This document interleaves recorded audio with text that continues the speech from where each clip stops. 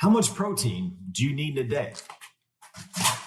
Well, with lots of things, the answer is a little bit complex. And if you're to look at research, that is also complex, right?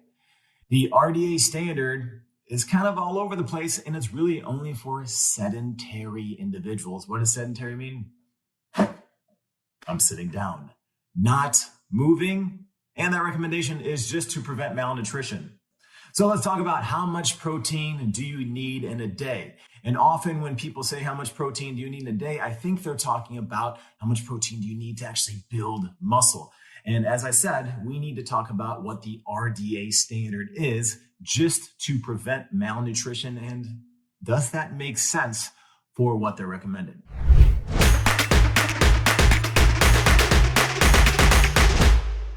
Now, as with most things in nutrition, it's just not cut and dry. Now, when you're looking at protein requirements, it should be based off of how many calories you're intaking a day, but those calories you're intaking in a day should be based off of your weight and your activity level. So how do you figure that out? Well, I'm glad you asked.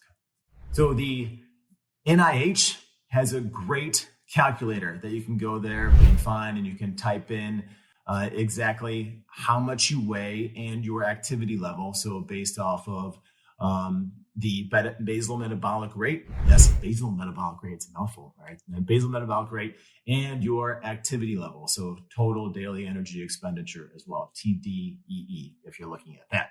So you can go to the NIH and type in body weight planner. Check that out, okay? And I'll have a resource down below for you. I know. You're welcome. Okay, so let's go into how much protein do you need in a day and what the RDA standards are. So first, when you're looking at how much protein do you need in a day, we're often talking about kilograms. And for those of us in the US, I'm in the US, what is a kilogram? Well, a kilogram is 2.2 divided by your actual body weight, right? So I'm about 200 pounds divided by 2.2. That means I'm about 91 kilograms for all you math majors out there. Okay, I used a calculator for that. I didn't use my head. So these are based off of hypercaloric, hypocaloric, or eucaloric, based off of if you're having more calories for your body weight that you need to gain weight, less calories, or, trying to burn additional calories. Now for adults, the RDA is 0.8 grams per kilogram.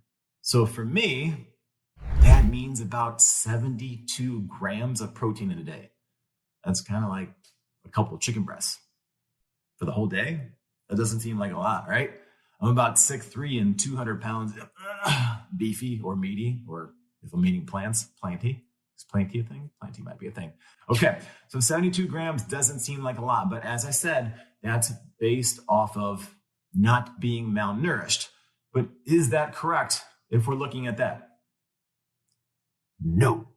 So what the RDA is based off of is nitrogen balance. So basically they did a study where they were looking at individuals who took in a certain amount of protein, but they were doing experimental diets for weeks prior to that. Why does that matter? Well, your body gets accustomed to using certain amounts of calories and nutrients. So if it was already on a low calorie diet and they're measuring the nitrogen balance, then you don't need as much protein. So that's why those numbers are low. Kind of crazy, right? Right. Now, what should they use? Well, an alternative method is the indicator amino acid oxidation, IAAO, where you're looking at the protein requirements in a 24-hour period, so your body really doesn't have a chance to adapt to that. So there's been studies actually looking at the RDA allowance and people intaking those and looking at their lean body mass. And overall, when people were going by the RDA allowance who were not active, remember these are sedentary individuals, not people that work out or play sports. I don't know, I guess that was a tennis ball. Yeah, tennis ball, racket. Cool. All right. So people that are not active or pregnant or anything like that, this is what they're looking at. So the study showed when you're just doing the RDA, so for me, about 72 grams of protein, lean body mass went down. just from doing that. So that's supposed to prevent malnutrition, right? Okay. So basically, when you're having your RDA recommended based off of that nitrogen balance, it's likely that you're going to lose lean tissue, which includes muscles, right? Now, we don't want to do that.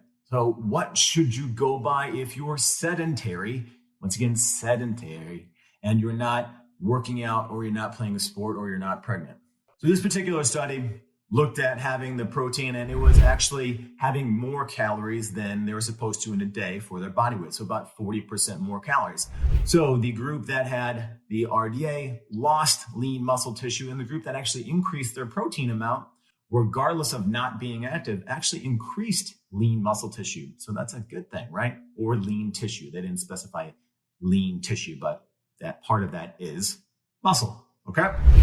Now, with this particular study, when they were looking at the RDA recommended, when they're having low, 0.7 grams roughly per kilogram there, they lost lean muscle tissue.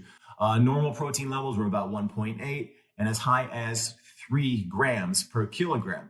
So when you're having more protein, you're able to add that lean muscle tissue if you're sedentary and prevent that malnutrition. Make sense? Okay. So what's the takeaway of this study?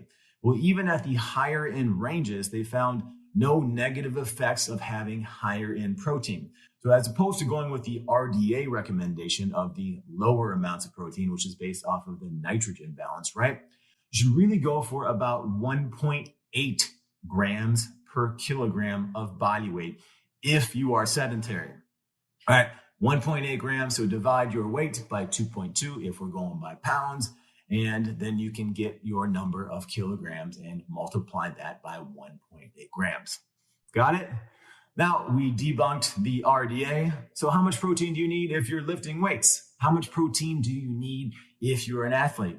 Well, I'm glad you asked. I have a couple more videos on that, so go ahead and check those out. I'd appreciate it. Thanks for being here. If you like this video, subscribe. Follow me on all socials at Joey Thurman Fit. Cheers, be well.